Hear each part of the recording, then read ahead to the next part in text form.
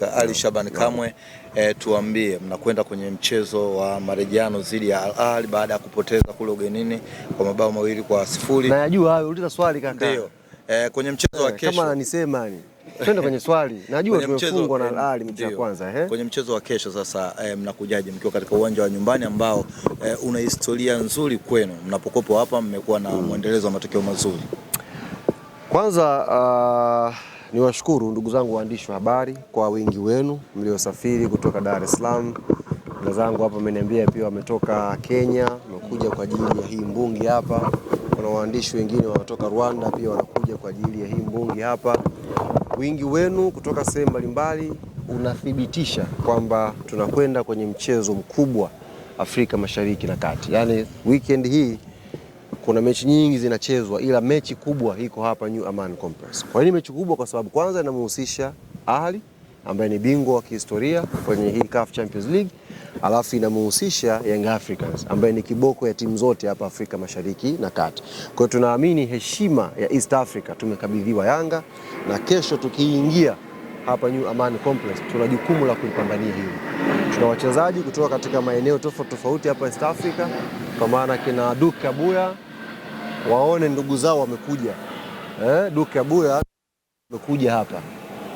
Nokelo ndugu zako wamekuja hapa. Wote hawa wanakuja kuhakikisha wanatengeneza habari nzuri za wewe kwenda kusikilizwa na kuonwa huko kwenu. Sasa ni jambo la aibu waandishi wote hawa kutoka sehemu mbalimbali waje alafu tuchapike.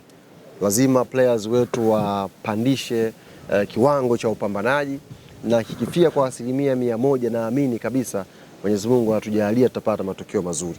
Mchezo huu ni mchezo mgumu kama nilivyosema siku ya kwanza, lakini kazi ngumu ndio kazi za Yanga.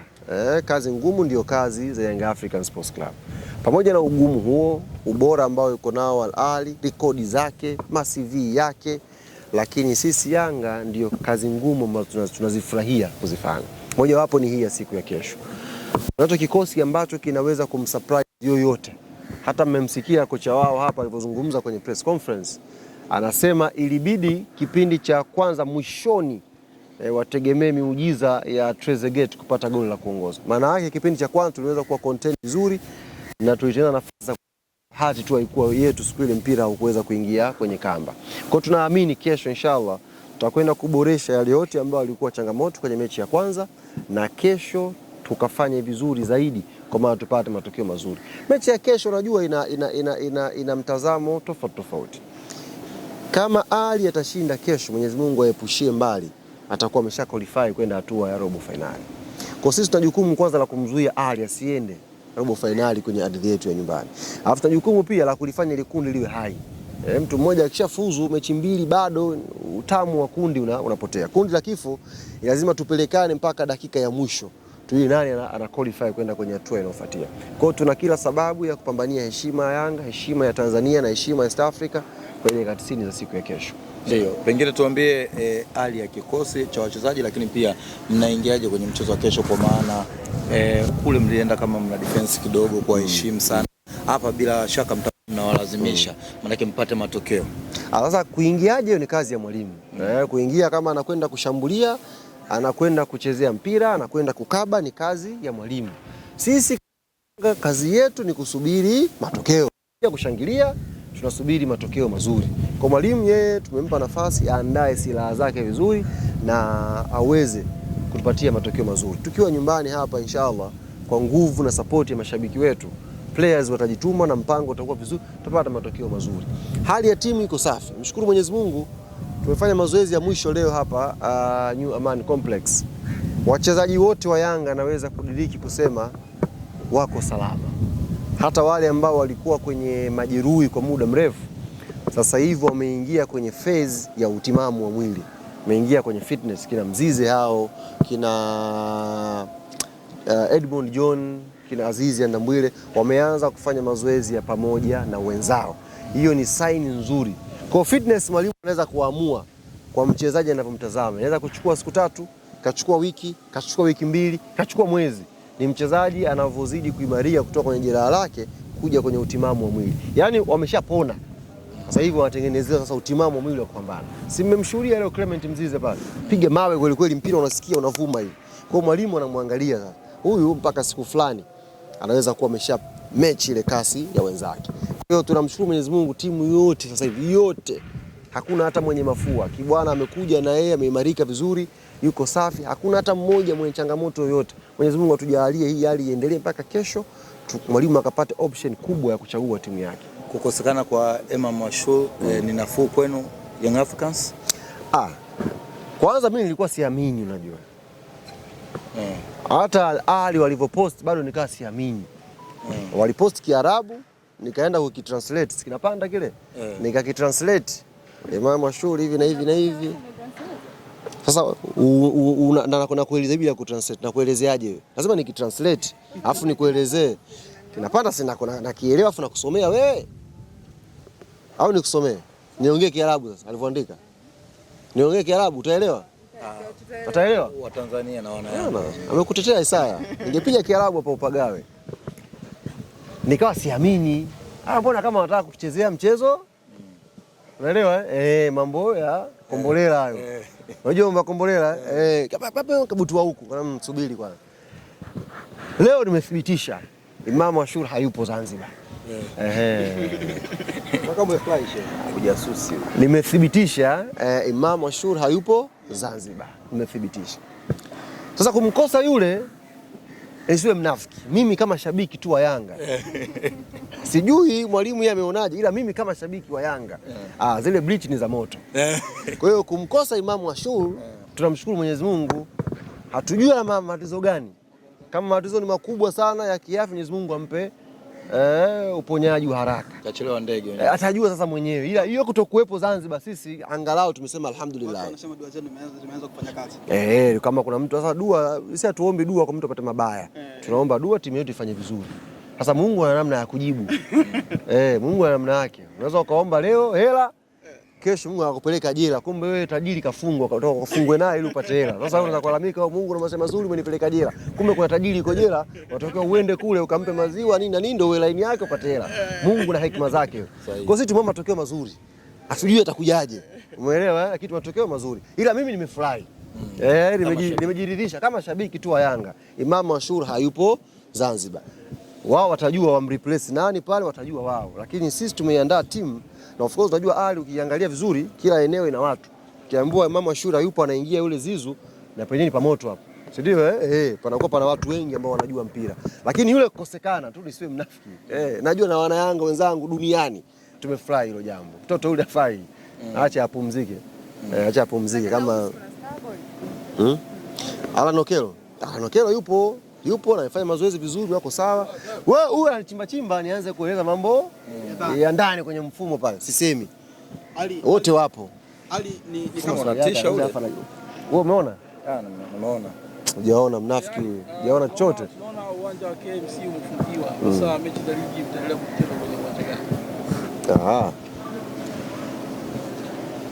Sawa. Nilikuwa nisijibu swali lako kwa sababu halihusiani na mambo ya Champions League. Kwa sababu ni taarifa muhimu na wana Yanga wana hamu ya kuisikia, ngoja tu nikujibu shehe wangu. Uwanja ule umefungiwa na TFF wameeleza sababu za kufungia ule uwanja kwamba haujakidhi baadhi ya viwango vya kuchezewa ligi kuu. Si ndio Haujakidhi baadhi ya viwango vya kuchezewa mechi za ligi kuu. Lakini hawajatangaza kwamba ule uwanja unabomolewa. Wamesema uwanja huu unafungwa mpaka ambapo vigezo hivi vitafanyaje? Vitatengenezwa. Sisi sasa kama Yanga, sisi pale hatuna uwanja, sio wa kwetu. Sisi pale ni uwanja wetu kikanuni, ni uwanja wa halmashauri. Kwa hiyo taarifa ile ikitoka, sisi tunaenda kuzungumza kwanza na halmashauri. Mnasemaje? Haya ambayo TFF wameyaelekeza, tutaweza kuyafanya kwa muda huu? Kwa sababu sisi hatuna mechi yote ya ligi hapa. Tunaenda kutoka mechi hii, tunakwenda Morocco tarehe 3 inshallah. Tutapiga mbungi kule tarehe 7. Tarehe ngapi tunarudi? Tarehe 14 Yanga tena mechi nyingine. 10 siku na mechi nyingine hapa na JS Kabylie. Kwa hiyo angalia hapa ni back to back Champions League. Hatuna mechi ya ligi mpaka 14 15 inshallah, Mungu ajalie kheri. Kwa hiyo tumewauliza watu wa halmashauri. Bana, yaliyosemwa na TFF yanawezekana? Wametuambia tuwe na subira. Kwa hiyo kama tuwe na subira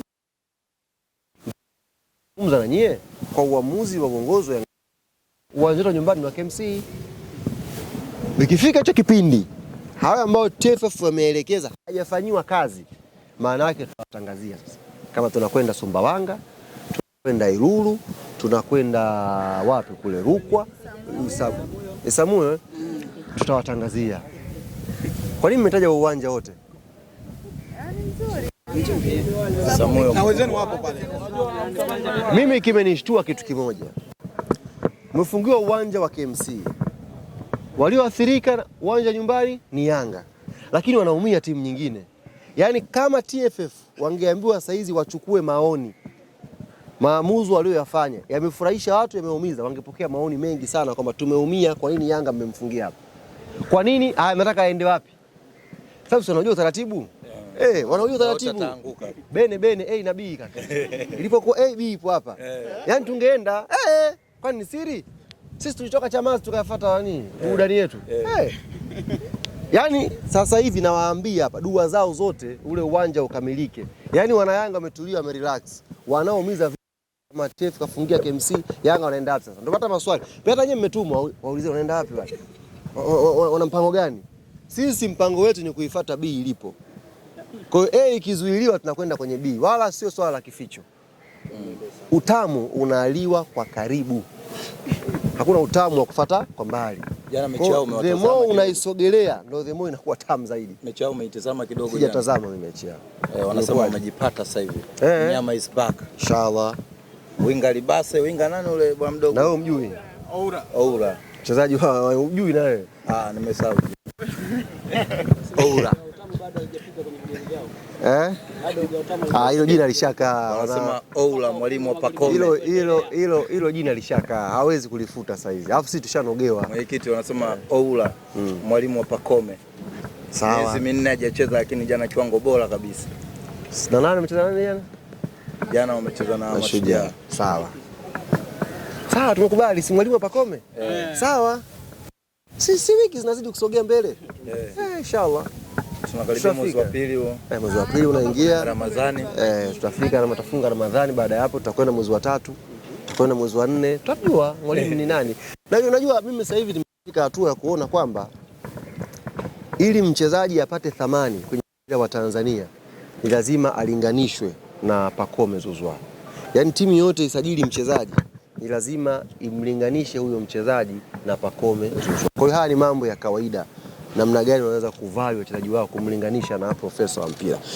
Jambo la mwisho ambalo hamniulizi na natamani mniulize, mmekaa kimya au mnalijua? Tunalijua. Jambo gani? Nilitoa wito muda mrefu sana. Na nikasema ile kauli ni aidha wachague wao watupe mchezaji wetu kipindi hiki au abaki aendelee kugongesha. Dalili naziona, wamenielewa. Dalili naziona jambo letu kutimia. Naziona nyeupe. Naziona yani. Nishaanza kusikia wapeni tu, waende tu. Yaani kama nishaanza kusikia wewe unajua mtu kitu kinakuuma, wewe kuna mtu akiwa anakuuma hapa. Ile inauma hapa, yani katikati ya kifua na moyo hapa. Hapa ndio inapoumia hapa. Ende tu. Kwani nani bwana? Sisi tunasubiri hivi kama fisi tunazengea tu. Wajichanganye. Yaani tupo kama fisi. Hajui mpira sisi sasa tunatazama tu. Nasemaje? Jichanganyeni. Yaani tunawasikiliza hapo waseme. Nasemaje? Wajichanganye tu hapa Januari. Si tarehe 20 ngapi leo? Leo tarehe 20 ngapi? Leo tarehe 20 ngapi? 30 leo. Leo 30 mwisho kesho. Jichanganye hizo siku mbili hizi. Wajichanganye tu kwamba afai aende. Wajichanganye hapa hizo siku mbili hizi. Tuwafurahishe. Lakini kiuhalisia anajua juu. Nani? Si huyo mchezaji wetu? Yeye anajua boli. Anajua boli, mchezaji wetu sisi anajua boli. Ndio dalili naziona Sheikh, hata naona. Naona ni jambo linakaribia. Maana muda mrefu na jamani. Muda wakati huu. Mara sijui atoki huyu. Sasa hivi maneno yanabadilika sasa hivi. Aende tu huyo. Tunao wengi tu. Mchanganyeni. Wanasema kazini kwake kuna kazi. Nasemaje wajichanganye bado siku mbili hapa. La haula wala quwwata. Pap mfukoni kitu. Taweza sasa tutambulisha mtu mwingine. Yaani wakijichanganya leo, kesho sasa tutatambulisha mtu mwingine sasa. Kumbe. Bado. nafasi yake itapatikana tu yule. Tutajua jinsi ya kufanya, tutapata nafasi yake. Yaani wajichanganye. Maka nimeona wameanza kama maka mrefu na tupeni huyo mapema saa hizi. Dirisha hili, huyu atoke hapa. Saa hizi wameanza kuchange language. Maana yake ajenda yangu na azimio letu linakaribia kutimia. Wajichanganye sasa hapa. Hizi siku mbili hizi tuwafurahishe. Na akija yule achezi mpaka machi. Ndio mechi ya kwanza.